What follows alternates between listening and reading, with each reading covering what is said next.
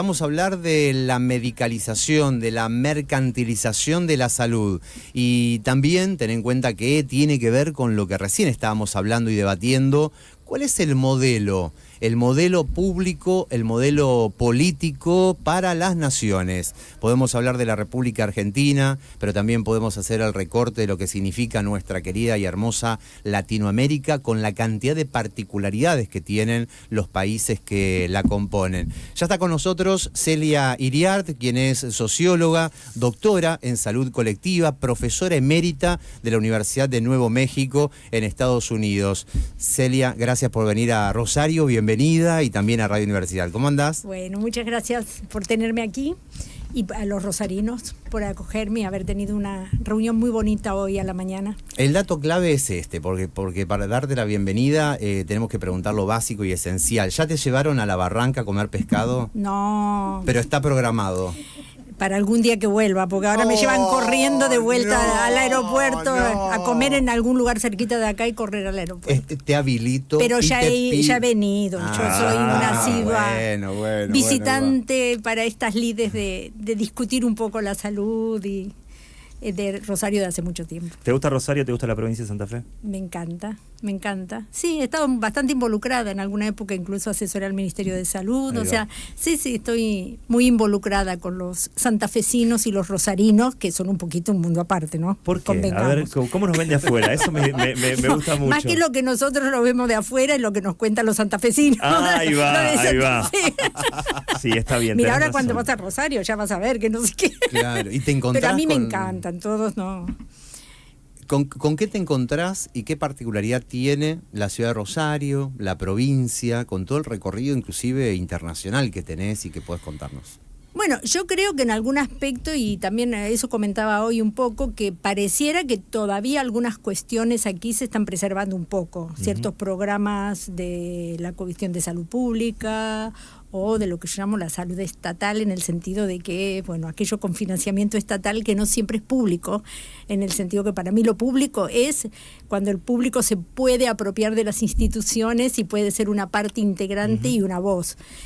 Porque al fin y al cabo, bueno, el público es el que paga por todos estos servicios y no el Estado, entelequia que quien lo gobierna va a depender qué tipo de Estado.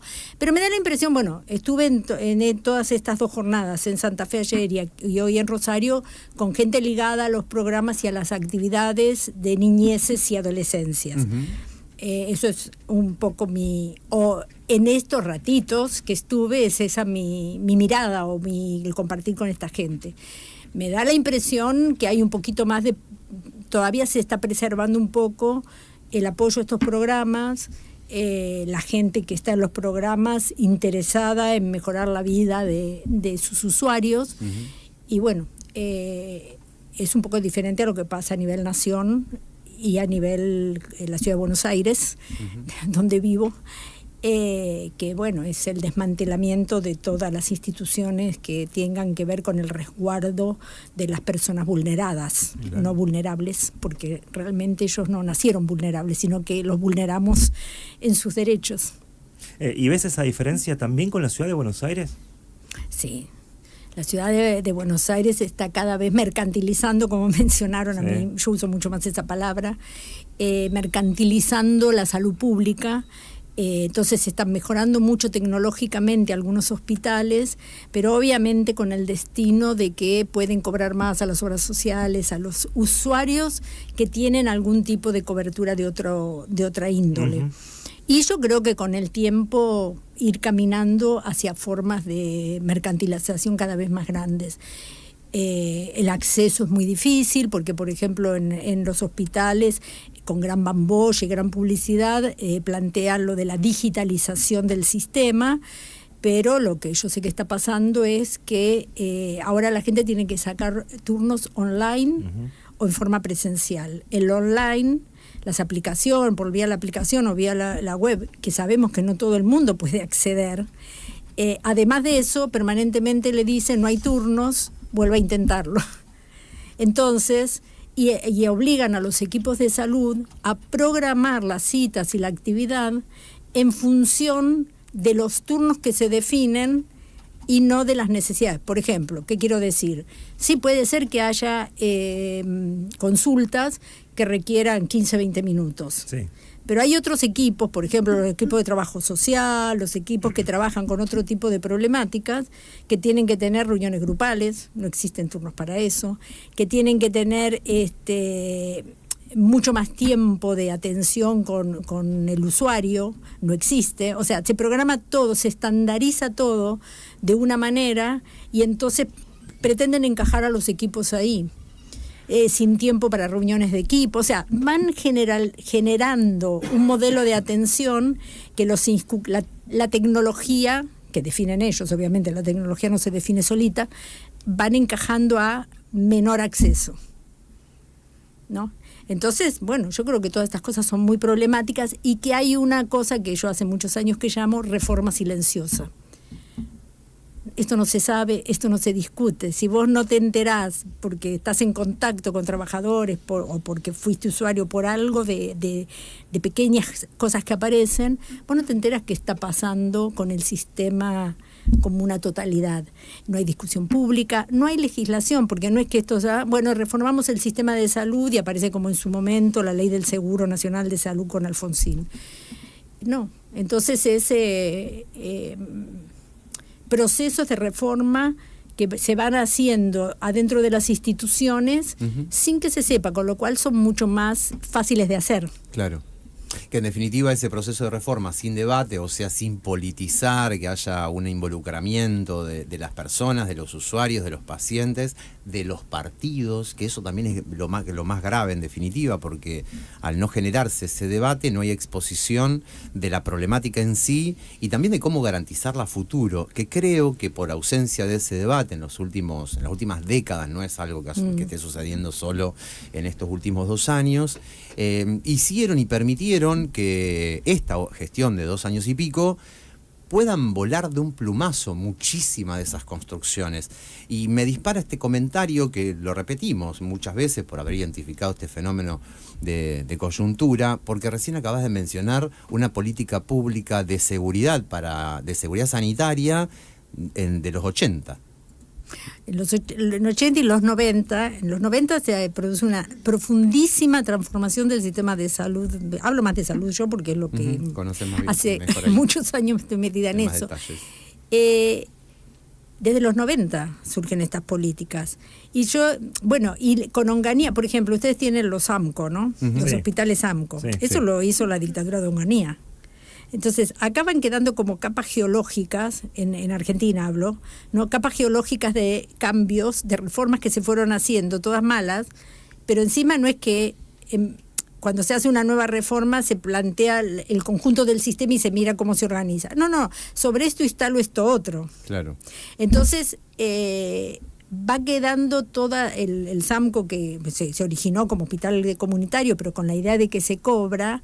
Bueno, después en los 90 vino el hospital de autogestión, que primero se cuestionó mucho, no sé qué, pero está ahí, claro. Está, y en algunas provincias ahora se está haciendo mucho más efectivo su aplicación, con el cobro a la gente, el cobro a las obras sociales, que digo, no en sí estaría mal, pero lo que pasa es que es muy poco lo que recaudan por eso y crean una mentalidad, ¿no?, que transforman las subjetividades de trabajadores y usuarios donde por la salud alguien tiene que pagar, cuando en realidad el sistema público se hace con impuestos, no es que viene tío Sam y te da la plata, claro. Se hace con los impuestos de la gente, y la realidad es que la gente que no tiene ninguna otra cobertura, no tiene obra social o no tiene un prepago, paga el 21% del IVA, porque esta gente, son los impuestos regresivos de Argentina, donde aquellos que la clase media y la clase media alta fascista le dice, le estamos dando, vienen a abusarse del sistema público, de la educación pública, se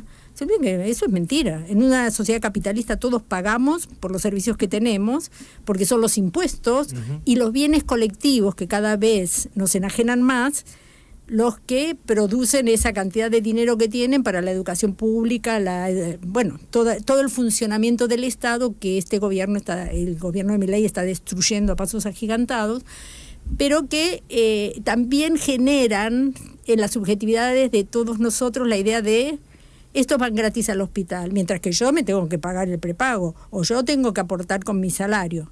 No. Esta gente que va gratis, entre comillas, aportó más que vos. Es un buen punto pensar a ese que critica que tiene una prepaga o una obra social que se atiende quizá en un sanatorio privado y que dice yo le estoy pagando con mis impuestos, la salud, etcétera, etcétera, etcétera. ¿Se atendería por tu trabajo y tu experiencia, se atendería a una de esas personas que tanto critica al hospital público, al financiamiento del hospital público, cómo se financia el hospital público, que tiene una prepaga, una obra social en la salud pública? Bueno, mira, en Argentina siempre pasó algo muy particular. Cuando vos tenés casi todo el mundo, cuando tiene alguna cosa de complejidad que dudan, suelen ir al hospital público, porque hay hospitales muy buenos y porque además en general los médicos que trabajan en el privado atienden en el público también, la mayoría. Sí. Entonces, claro, si vos le decís así, a boca de jarro, bueno, ¿por qué no unificamos todo y vamos todos al hospital? Te dice, ni loco.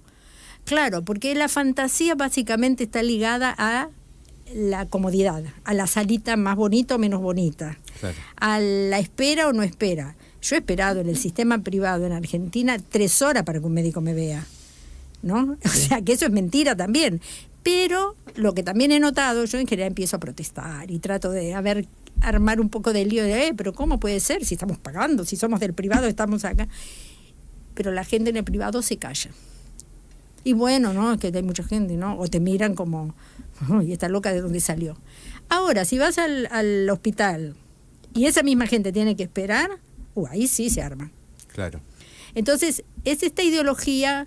Carrillo lo que quería hacer era que el sistema público, y por eso había hecho hospitales tan fantásticos en su momento, el sistema público absorbiera todo, no existieran las obras sociales. Pero claro, el sindicalismo, y pasa un poco lo mismo en Brasil con Lula, ¿no? La idea de que, ¿por qué el obrero, por qué el trabajador no va a tener el mismo derecho de ir al privado? Esto, lamentablemente, esta ideología se sostiene. Incluso muchos de nuestros gobernantes plantean, y bueno, ¿cómo voy a querer yo privatizar el prepago si yo tengo un prepago? Se ha naturalizado que el prepago es la forma. Pero bueno, el prepago, esto se naturalizó en los 90 cuando con la libre elección de las obras sociales, claro, lo que hicieron no era legal que yo me pasara un prepago, ahora sí, pero la cuestión era que el prepago hacía alianzas con las obras sociales y vía mi contribución de obra social yo podía, pagando más siempre, no era claro, gratis, pasarme a un prepago. Y entonces se empezó a generar toda esa masa de gente. Pues fíjate que los prepagos siguen teniendo más o menos de bolsillo directo, más o menos la misma cantidad de gente que tuvieron siempre, 5, 7% que paga directo. El resto son por transferencia de recursos de la seguridad social al prepago, más el pago de bolsillo adicional del que lo hace. Claro. Entonces, ahora tienen una gran masa de dinero, pero que son de estos traspasos, ¿no? Entonces, se ha ido generalizando y naturalizando que esto es lo mejor. Cuando, bueno, yo tengo un prepago, hace meses que no consigo turnos, porque la crisis del sistema en este momento en Argentina, como en otras partes del mundo, es brutal. ¿Por qué? Y es brutal porque los costos en salud siguen incrementándose. Y no es un problema de, bueno, vamos a dar de esta forma la atención o vamos a pagar esto o aquello. Toda nueva innovación que produce el modelo biomédico incrementa el costo. Porque si yo antes no tenía tal droga para tratar tal enfermedad y ahora aparece, claro, bueno, eso ya incrementó el costo. O una nueva tecnología diagnóstica, etcétera. Y además porque es un mercado, digamos, en el cual también ahí hay que tener en cuenta una cosa. El público, el estatal, no es diferente del privado en eso. Reproduce el mismo modelo, quiere tener la última tecnología en lo que fuere, genera estos procedimientos porque en realidad son los mismos profesionales con el mismo modelo biomédico consumista y donde cada vez más somos cuerpos máquinas que ni nos tocan. Claro. Nos hacen hacer estudios, leen estudios y nos dan un medicamento o otro tratamiento o lo que fuere, pero no hay un análisis clínico y un vínculo, que es en realidad lo que más cura, el vínculo, el sostenimiento, la escucha. se están transformando en máquinas de mirar cosas que las máquinas producen y generar una respuesta automática según un protocolo que se ha instituido en el mundo por allá por los 90, 2000, de, bueno, cada una de las patrullas tiene una estructura de protocolo que así se atiende. No pienses. Claro. Si pensás corres peligro, porque yo no te voy a amparar como asociación médica o como Estado si vos haces una mirada de otra forma y pasa algo con esa persona. Pero si seguiste el protocolo, le pasa a ti, lo mataste, no hay problema, ¿eh? Porque estás amparado. Está adentro, claro. Vos hiciste lo que había que hacer. Nos dejaste mudo, pero porque en realidad es durísimo tener que escuchar la realidad que vivimos, Celia, es así de simple. Sí. Pero tenemos que entenderla para cambiar, porque claro. si no, Obviamente. viste que yo a veces recién terminé una charla y le digo, no se lo digo para deprimirlos y que no se me vayan a comprar medicamentos. Se lo digo para que piensen que si no hacemos colectivamente, pensamos estas situaciones y transformamos nuestras prácticas, no hay solución. Claro. Esto va camino a eso. Podemos mirarlo y darnos cuenta y ver, bueno, ¿cómo hacemos? ¿Cómo trabajamos de otra manera? ¿Cómo nos juntamos con el otro? ¿Cómo pensamos? Creo que eso es parte de la crítica que me despierta a pensar. Por ejemplo, hablamos del sistema de salud gestionado por el público y después parte del sistema de salud gestionado por las obras sociales sindicales. ¿Cómo que no hay un diálogo para poder pensar en los costos y que esos costos sean más bajos, inclusive tener alianzas para tener la mejor tecnología?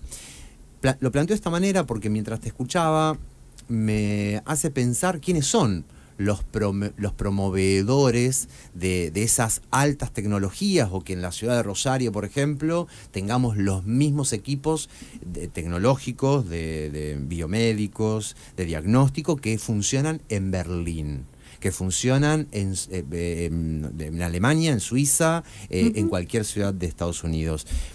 La máquina, de hecho, esas empresas, y de hecho sucede, vas con una valija de dólares y lo comprás, traes esa tecnología. Tenés que amortizar la valija de dólares, que es una valija de dólares, o sea, sin dudas la tecnología es carísima. ¿Y cómo traducimos todo eso a cada uno de los pacientes? Pacientes de cualquiera de las atenciones tienen que solventarlo. Hay un sector de un 10%, 15% de la población que tiene excedentes y que tal vez no le importe pagar, pero traducir esos costos hacia abajo son durísimos, a tal punto que hay muchísimas personas que dejan de lado su diagnóstico, dejan de lado una cirugía, se agravan muchísimos padecimientos. Estoy pensando en cuestiones oncológicas, donde hay personas que si no tienen el soporte de pago, de hecho hoy con soporte y todo, tener una obra social y tener que pagar los copagos hacen que muchos estudios o medicamentos no los puedas pagar, porque tenés que elegir el medicamento o comer. Y ante esa situación entiendo y te pregunto, ¿qué nos ha pasado con el diálogo, la interpelación entre quienes en definitiva están en el mismo sector? Por eso te mencionaba quienes se atienden, o a referencia al sistema de gestión pública, con el de las obras sociales.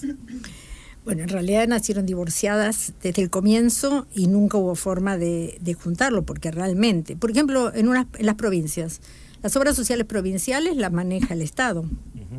Serían los lugares donde podría, no digo fácilmente porque tenés que trabajar con la población, con esos afiliados y demás, pero podrían unir ese financiamiento y crear, en vez de que vaya al prestador, porque vos fíjate, las obras sociales contratan con el prestador privado.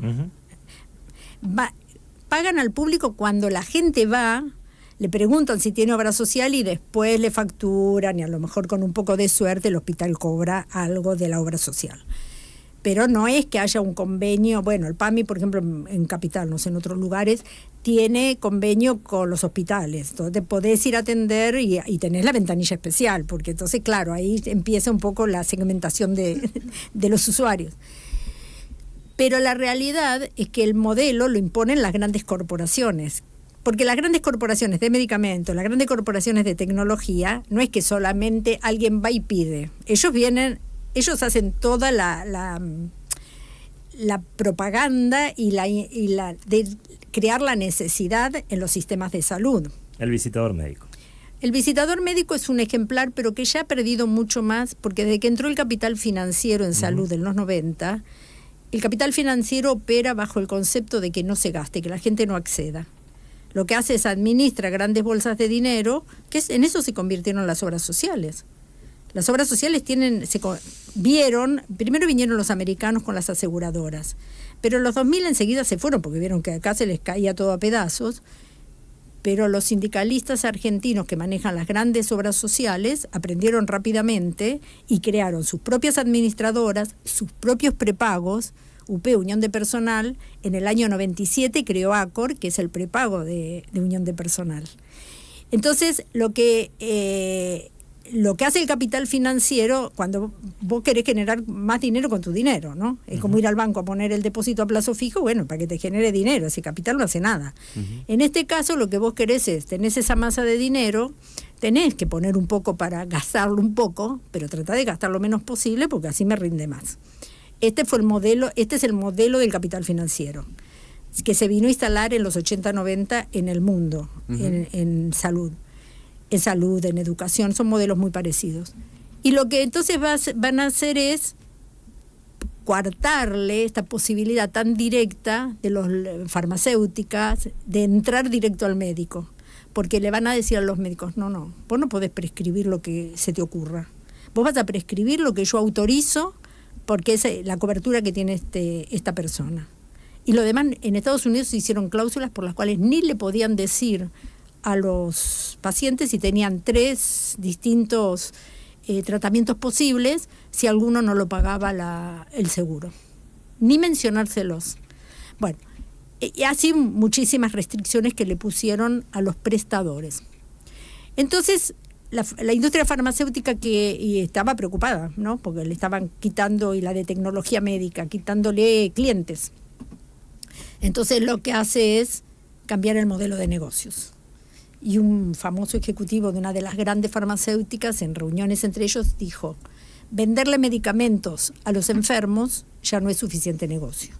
Le tenemos que vender a los sanos. Y ahí es donde se disparan todas las prevalencias y toda la modalidad que ellos empiezan a utilizar para penetrar en la cabeza de la gente. Y que la gente aprenda diagnósticos, signos y síntomas, etcétera, etcétera, y se siente con el médico y le diga, yo tengo esto, esto y esto. Conclusión, va esto. Claro. Entonces, y empieza a montarse todo un mecanismo, bueno, lo hacen empiezan a aparecer los canales de salud, los medios empiezan a hablar de salud, a tener sus secciones, en los hospitales. Canales de salud. Canales salud, enteros de salud. En los hospitales o en las clínicas vos ves televisorcitos que te hablan de ciertas patologías. Bueno, no sé. Empiezan los cuestionaritos para detectar si estás deprimido, si tu chico tiene déficit de atención, bueno. O sea, le ponen herramientas en manos de la gente. Y la gente es la que le va a ir a decir al sistema de salud, yo necesito esto, quiero esto. Transformaron el usuario, paciente, en un cliente y consumidor. Esto lo trabajaron. Ellos, la industria farmacéutica tiene los grandes usinas de marketing y demás, de empresas que estudian todo esto en Nueva York, y no hacen nada, no dan puntadas sin hilo. Entonces, cuando vos ves que gastan en publicidades carísimas, decís, ¿y por qué gastan en estos? En Estados Unidos la gente no puede ir a comprar cualquier medicamento si no tenés la prescripción. Entonces yo veía que había publicidades de psicotrópicos, de antidepresivos en la tele, y yo decía, ¿cómo puede ser que estos gasten semejantes fortunas si yo no puedo ir a comprármelo? Pero entonces, ¿qué hacían? Me entrenaban, me enseñaban, porque explicaban los signos y síntomas de una determinada patología y decía, bueno, para esto está tal medicamento, consulta a su médico. Entonces, así fueron creciendo todos estos otros mecanismos. Las asociaciones de familiares o pacientes, que muchas veces son financiadas por las farmacéuticas. Empieza toda una difusión dentro del conjunto de la sociedad. Y la gente empieza, en la educación, las maestras, tengo chicos con problemas, acá empezó, me acuerdo, por el 2010 empecé a ver que se hacían revistas, estaban en esa época, existían todavía los kioscos de revistas, y yo miraba y decía, revistas sobre déficit de atención e hiperactividad para maestros, una revista dedicada a eso. Y yo decía, ¿qué es esto? Y lo que vos me preguntas de la tecnología, entonces es, las empresas de tecnología son vendedores de productos y insisten bajo el concepto de ciencia, en lo importante de tener ahora este nuevo aparatito, porque este nuevo aparatito te permite un diagnóstico de no sé qué. Y Argentina tiene un gran, que obviamente lo hacen, trabajan de la misma manera que los laboratorios. Financian los que van a ser líderes de opinión entre los médicos que van a decir esto es, se hacen congresos, ¿no? Van creando la necesidad de esta aparatología, se compra y una vez que se compró hay que usarla, porque la tenés que amortizar. Claro. Si no, no es negocio. Entonces en Argentina, yo te digo, la cantidad de estudios que me han hecho acá nunca me... Mira que Estados Unidos es bien mercantil y demás, pero ahí no me han hecho tantos estudios como en Argentina, que no tienen sentido, realmente. ¿El diagnóstico lo hubieses podido encontrar antes? Pero no tenía diagnóstico, porque no me hacían estudios que daban normal. Claro. No me hacía falta. Claro, exacto. Ahí va. Entonces, acá se hacen muchísimos estudios. Yo pongo el ejemplo de la ¿cómo se llama? La ecografía transvaginal. Uh-huh. Yo la descubrí cuando hace 7 años volví a vivir acá. Yo trabajaba en un hospital universitario, mi ginecóloga era la jefa del servicio de ginecología y reproducción, una capa, no sé qué. Yo nunca había escuchado de la ecografía transvaginal. Llego acá y todo el mundo se hacía, pero gente joven, gente más grande. Yo digo, ¿qué es eso? Preguntaba. Y bueno, cuando fui a hacerme un control ginecológico, porque como ya tengo cierta edad, no me hacen ciertas cosas, eso no importa, no te tocan, no te miran, no. Pero me mandan todos los años que quieren que haga esa ecografía que se supone que detecta más tempranamente el cáncer de ovario. Muy relativo que el diagnóstico. Y no hace falta hacerlo una vez al año, porque no desarrollas un cáncer de esas características con semejante velocidad. Claro. Pero hay que amortizar la maquinita. Exacto. Y eso es gasto. Y no hay un criterio... Un gasto superfluo, porque el tema es está muy bien la tecnología, están muy bien los medicamentos, está muy bien lo que haga falta. Hay muchísimo medicamento iatrogénico que enferma más que cura y que no es necesario tomar. Pero sin embargo, vitaminas y suplementos. Es un negocio multimillonario que te lo pasan por TikTok, ahora las redes, todo, y tener que tomar y hay muchas vitaminas que son tóxicas, no podés tomar cualquier dosis. No es así.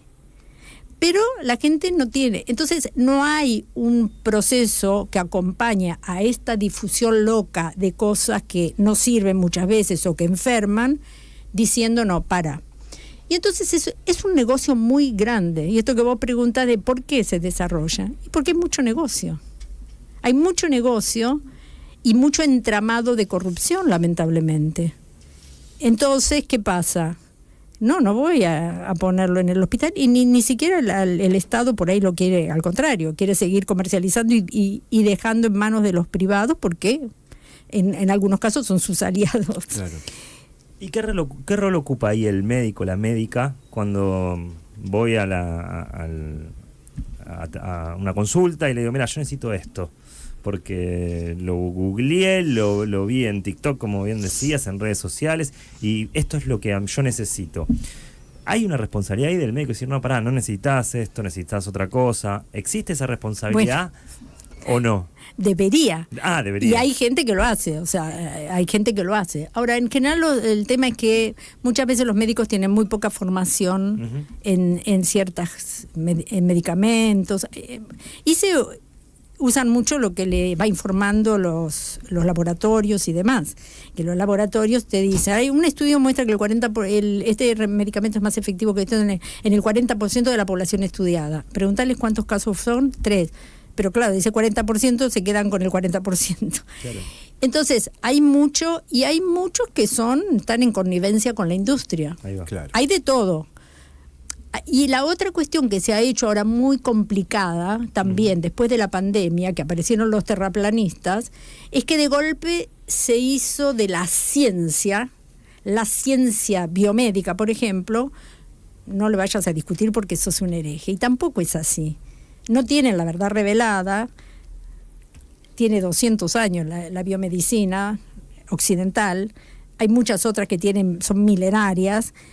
Y entonces debería haber un diálogo entre saberes de distinta índole, pero no, se ha erigido como la verdad. Pero cuando los que investigamos miramos un poquito más a fondo, vemos que los que digitan esa ciencia son intereses comerciales, básicamente, y cada vez más. Entonces, por ejemplo, la tecnología cuando se compra ahora, se compra con el paquete de mantenimiento a la misma empresa. Y entonces hay mucha aparatología que después queda arrumbada. Hay el famoso robot Da Vinci, que yo lo conocí en Estados Unidos, pero después que venía acá y todos los hospitales públicos tenían el Da Vinci archivado en el depósito porque se había roto y no. Claro, y los estudios muestran que el Da Vinci famoso no mejora mucho la calidad y la seguridad de las cirugías. Los estudios no muestran que tiene una ventaja enorme, que vale la pena hacer semejante inversión. Pero que además es esto, si después tu presupuesto no va a dar para contratar esa misma empresa que te lo tiene que venir a revisar, es tirar recursos públicos de una manera vergonzosa. Claro. Porque además... ¿Te operarías con un robot? Bueno, espero que no, pero qué sé yo. Bueno, vaya a saber. Si me preguntan, yo diría que no. Si me preguntan. ¿Por qué entras así? Pero te vendrían a demostrar, te vendrían a explicar qué maravilloso y terminarías diciendo, bueno, que es lo que pasa con muchas cosas. Yo siempre pregunto, ¿por qué voy a tomar este medicamento? Claro. ¿Por qué tal cosa? ¿Por qué tal otra? ¿No? Y entonces algunas veces patinan y dicen, no, está bien, tenés razón. No lo tomes. No lo tomes, o no te hagas tal estudio, o yo no me lo hago. Pero digo, la gente tiene mucho miedo cuando el médico es una autoridad. Claro, cuando el médico... Esa palabra me quedó rebotando hace un ratito que la mencionaste con el ejemplo de las mujeres y lo que tiene que ver con el cáncer de útero, de cuello de útero. Cuando te escuchaba respecto a... ¿Era la ecografía? Ecografía transvaginal, pero esto no es para el cuello de útero ni el útero. Claro, pero me dispara a pensar que en definitiva lo que juega muy bien evidentemente ahí es la creación del marketing a través de la manipulación, que básicamente también es el marketing, es la búsqueda del marketing, la búsqueda esencial del marketing, a través del miedo. Exactamente. Porque si todo el tiempo tenés permanentemente una escucha latente de que te vas a pescar, te vas a agarrar un cáncer, de que el cáncer te puede llegar a estar corriendo detrás de tuyo y no lo prevenís o no estás alerta, pagas lo que sea para evitarlo. Bueno, es que eso es lo que también hizo el neoliberalismo y que yo, más que medicalización, lo llamo biomedicalización, porque es el control de los cuerpos. Claro. En esta operación que te digo que se hizo, de pasar a nosotros la responsabilidad y el control moral de estar siempre sanos y bien y controlar, porque ahora somos proactivos controlando que no nos pase nada. Los estudios genéticos. Entonces vos sabés que tenés tu padre o tu madre o alguien con Alzheimer o con Parkinson o qué sé yo, entonces la gente va y se hace estudios genéticos y le da que tiene el gen. Tener el gen no significa para nada que te vas a enfermar necesariamente. Pero al saber que lo tenés, entras en la maquinaria de cómo hacer para evitarlo y te enferma no de Parkinson, te quiero decir, te enferma psicológicamente, te arruina la vida de algo que podés no desarrollarlo nunca.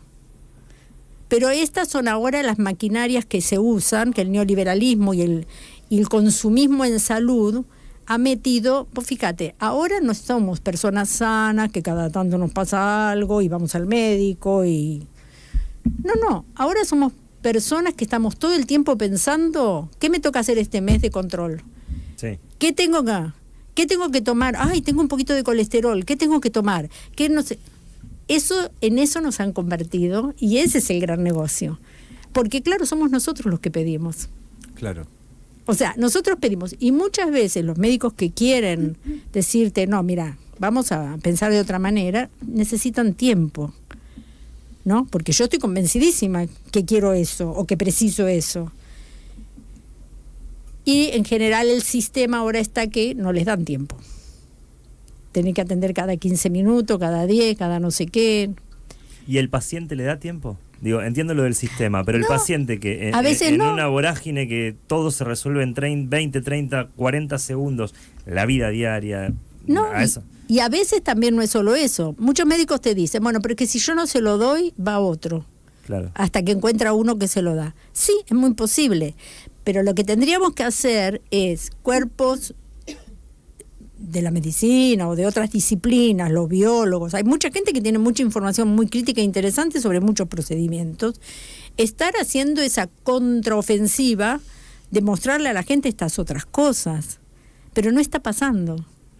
En Estados Unidos hay algunas organizaciones que se dedican a eso, ¿no? Médicas, que se dedican a mostrar la inutilidad y cómo le tenés que preguntar al médico cuando te quiere dar una cosa, qué sentido tiene, bla, bla, bla, ¿no? Te dan los elementos opuestos a lo que te da el laboratorio que te enseña cómo pedir el medicamento. La sociedad ha definido que, no, tiene problemas el niño. Claro. Y se ha creado toda esta cuestión de legislación por patologías, ¿no? Entonces hay ley del autismo, bueno, no sé si acá en Argentina, pero en algunos países, ley del autismo, ley de no sé qué, ley también de enfermedades biológicas, ¿no? Esto. Entonces, el derecho, en vez de ser universal, entra el niño a la escuela y se le ofrece lo que necesita cada niño. Entra el niño al espacio de salud y se le ofrece lo que cada niño necesita. No. Entras, si estás etiquetado en esta línea, que entonces te vamos a proveer de estos servicios. Uh-huh. Si no logras entrar, ahí te quedaste boyando en la nada. Pero si entraste, ¿qué pasa? Ya no sos un niño o una niña que le gusta el arte, jugar y no sé qué. No, sos un tal cosa.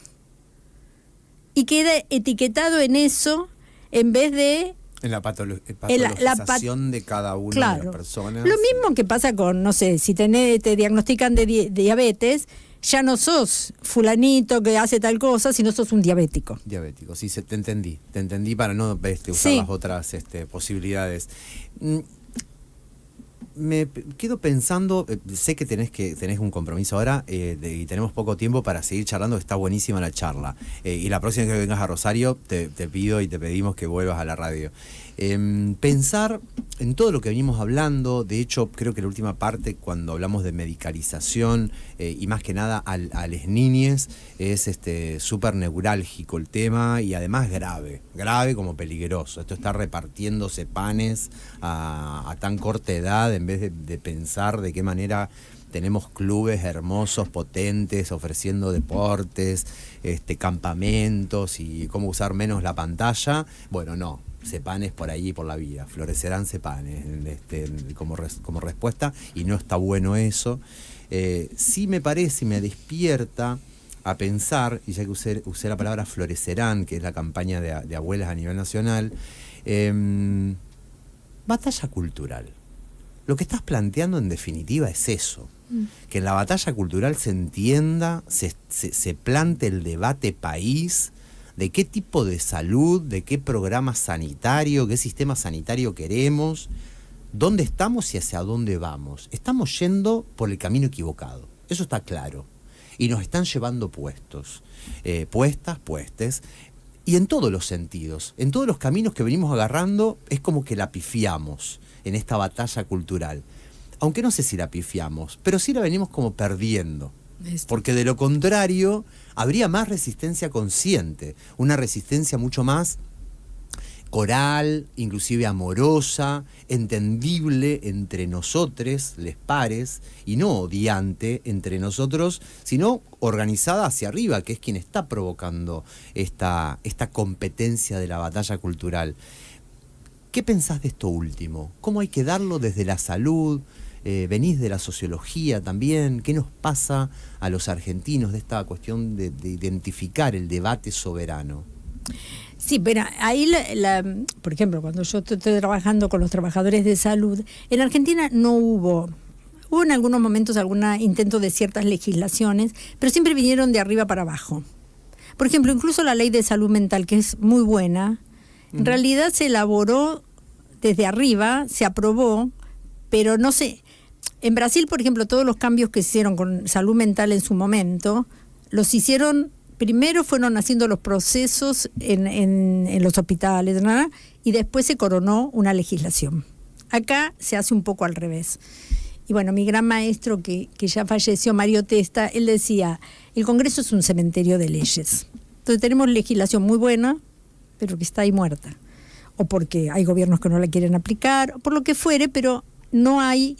Lo que no ha habido en Argentina, que sí hubo en Brasil, es que no se han hecho los debates desde los grupos, los movimientos sociales, los trabajadores. A veces los trabajadores de salud, protestan y hablan de la defensa de la salud pública y salen a la calle. Pero los usuarios no. ¿Por qué? Porque no se abraza a los usuarios. Y porque muchas veces la experiencia del usuario ante el sistema de salud no es bueno. Claro. No consigue lo turno, lo rechazan, lo maltratan, no. ¿Por qué voy a defender eso? Si además me venden la idea de que si tengo un carnecito porque me dan algún tipo de seguro y puedo ir al privado, fantaseo con que el privado me va a ser más bonito y me van a atender mejor. Mentira grande, pero no importa. O sea, se ha creado eso. Entonces, y te diagnostican rápido y te dan estudios y todo, te vas con la caja de Zepam a tu casa. Todo bárbaro. Pero la realidad es esta, y esto es lo que he estado hablando estos días. A veces nos creemos, somos los representantes de la víctima, ¿no? Yo sé lo que te pasa, vení, que yo te voy a tratar, te voy a lo que fuere. Y no es así. La gente tiene mucha sabiduría. Yo cuando he estado en contacto con gente de barrios, de gente que trabaja a nivel comunitario, que son de las comunidades, te explican, te dicen y crean programas y actividades para adicciones, para los problemas de la niñez y demás, que son maravillosos y que te transmiten una vitalidad. Gente de los barrios más marginados, te transmiten ellos a vos una vitalidad y una potencia que se va perdiendo en los ámbitos del trabajo de todas estas, porque estamos agobiados y no, lo que pasa es que la estructura no nos deja y gano poco, ¿no? Y esto es lo que quieren, las pasiones tristes. Claro. Y el tema es, vos tenés que salir desde el sector salud hacia afuera y a dialogar y atraer a los usuarios. Los usuarios han abrazado hospitales como el Garraham, el del Cruce en su momento, que lo querían cerrar, porque ahí se sintieron recibidos, pero a otros las movilizaciones no movilizan usuarios. Claro. Entonces, hace poco estuve en un congreso de medicina general y equipos de salud acá en Rosario, y Claudia Albornoz, de La Poderosa, decía, ustedes se quejan de que la población, la gente de las comunidades no va a las reuniones que ustedes quieren hacer. ¿Por qué no los invitan a hablar el tema de los turnos? Y van a ver cómo se le llena el lugar de gente. Alto auditorio. Claro, Sí. Porque yo la convoco porque le voy a dar una charla y le voy a explicar que la diabetes o que no sé qué. La gente ya sabe que como yo digo, viste, los otros, los sanitaristas, le decimos a la gente, sabe que usted se muere más. No, mire, no me digas. Ya sé que nosotros no morimos más. No me vengas a contar eso, venime a contar propuestas, venime a ver cómo podemos trabajar en conjunto para modificar que me muero más. Celia, muchas gracias. De nada, gracias a ustedes, me encantó. Solamente te voy a decir esto, tenés club de fans. Sí. A través del mensajero el 153-886677, hasta nos están pidiendo contacto, porque si quieren contactar. Pero no tengo redes sociales. Ya, ¿viste? Estás más tranquila que nosotras, ya mirá que te firmo. Gracias, Celia.